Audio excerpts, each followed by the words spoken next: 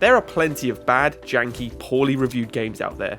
Whether it be a game like Anthem that comes with a ton of hype and within moments it's dead, a glitchy mess within Saints Row, a rebooted series that's probably now also dead, or just the worst thing that could have possibly been done.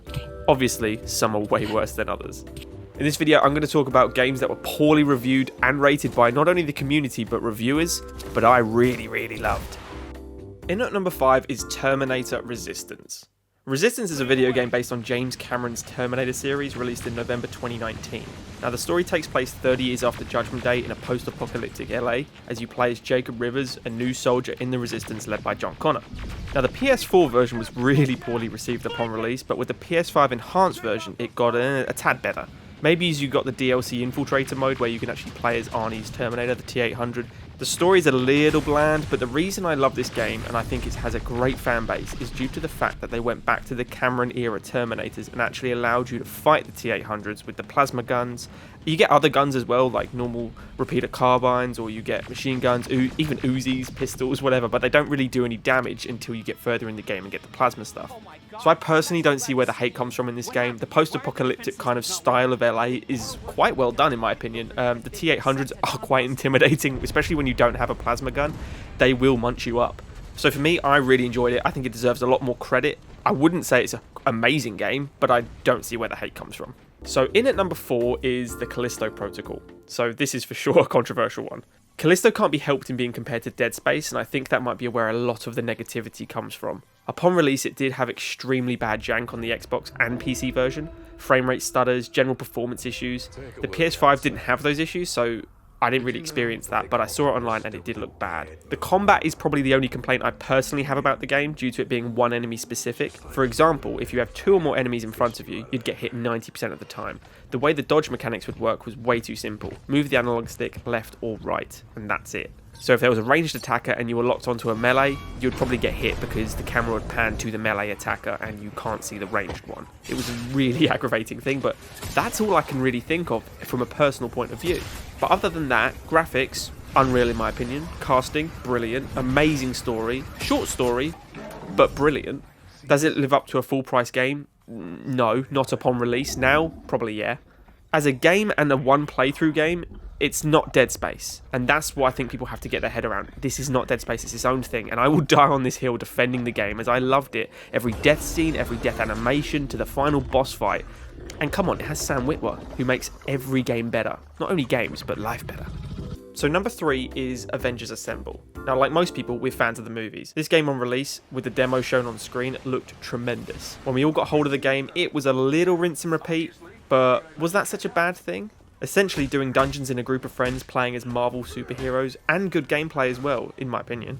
The story was a bit of a damp squib, but swinging through a base full of enemies as Spider-Man with your buddies playing as Iron Man and Captain America, it's getting a bad rap. The microtransactions part of the game was a real bummer to see. Crystal Dynamics announced plans to stop adding new content from the 31st of March this year, and all official support for the game will cease on the 30th of September this year. At this point, the game will be removed from digital stores, I believe, but thankfully it will remain on single player and multiplayer modes. But the fact goes, I really enjoyed playing this game. With nearly 100 hours on it, I've given it a fair crack. I did play with other people for a lot of it, so maybe that's where a lot of the criticism comes in with the single player experience. Upon release, this game was seriously bad performance-wise, I know that, which is where probably a lot of the reviews came in. Too many games these days are released with bad performance issues and aren't given the time to correctly be optimized, and that's a major concern, but the actual game itself, really fun in my opinion. So number 2 on the list is Origami. Origami is an action-adventure stealth game where the player controls a spirit, Origami, attempting to reach the end of all 13 levels. Now, to complete a chapter, the player must go through areas and collect items, destroy obstacles, kill enemies to reach the level's exit, just general stealth things. Origami can teleport to any part of the map, within a certain radius obviously, where a shadow is cast, but doing so expends his own shadow essence displayed on a meter on his cape.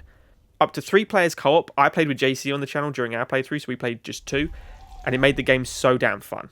Still haven't gotten around to doing Origami 2, which also has poor reviews, not too sure why, but due to the nature of this beast, I'm going to tend to ignore that because the first game was so awesome. Basically a newer kind of Tenchu Z, and if you ask people about Tenchu, they never really have negative comments. It's a cult classic almost, especially on the 360 players. So seeing reviews for Origami got me all confused. Tenchu Z walked so Origami could run, but what's actually happened is Tenchu Z walked and now Origami crawls. I found it super fun. If you're into your stealth and bold art design, it's for you. Go grab a mate and double the fun. I loved it.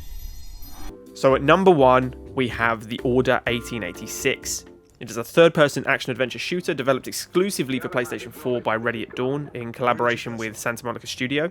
The story centers around a fictional order of knights who protect mankind from supernatural threats in an alternative universe in neo-Victorian London. Set in an alternate 19th century timeline where thousands of years ago a genetically distant strain of humanity evolved from the rest of mankind to become half-breeds, human with bestial traits. That description there sounds unbelievable, and to me the game still is. For a game that was released back in February 2015, there's not many games that still hold up or even look as good as The Order does. Yes, it's an extremely short game. Yes, it was released as a full-price game when it has almost no replayability. But the actual story, the gameplay, the cinematic movie format you play in really is superb. I died on a hill defending Callisto, and I will die on this hill defending 1886. It is up there for me. If you can pick this game up for cheap these days and haven't tried it, please do. It really deserves a better game score, especially from the community. Gotta love The Order. So that's the 5 games I loved that the community just didn't. Thanks to all that support this channel, thanks to our loyal patrons, and if you'd like to support us via the Patreon, there will be a link in the description where you can get all sorts of perks, including access to the Discord. Let us know your pick of a game that you loved that was horribly reviewed. Thanks for watching guys, and we'll see you in the next video.